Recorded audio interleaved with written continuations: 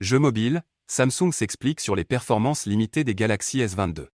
Samsung a détaillé le fonctionnement de son GOS qui a pour but de limiter les performances sur les jeux mobiles et assure qu'il ne concerne pas 10 000 applications.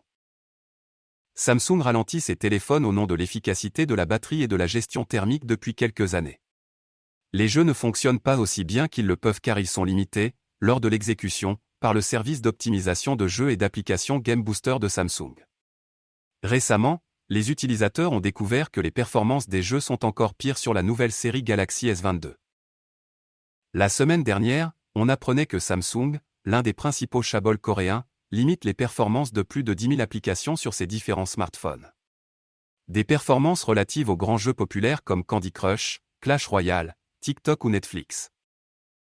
Dans ces différentes applications, les performances du smartphone seraient divisées par 2 par rapport à l'application qui ne serait pas affectée par cette limitation. Selon les premières constatations, ce sera le protocole Samsung Game Optimizing Service qui limite la puissance du smartphone sur près de 10 000 jeux et applications précisément sélectionnés.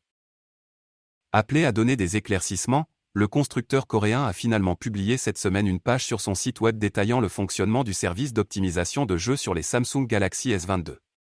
Selon cette fac, Game Optimizing Service, GOS, est un service qui mesure l'état du téléphone et fournit des performances optimales pour éviter les décalages, la dégradation excessive des performances ou la consommation d'énergie excessive lors de la lecture des jeux. Restrictions qui ne s'appliquent qu'aux jeux mobiles.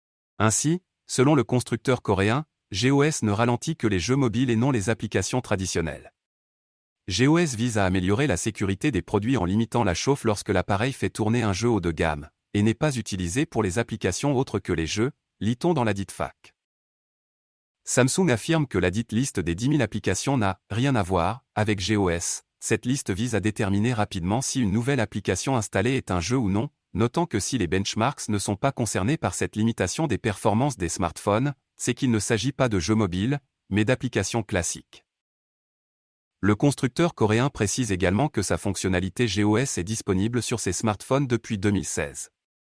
Cependant, certaines mises à jour ont restreint les possibilités des utilisateurs de contourner cette limitation logicielle.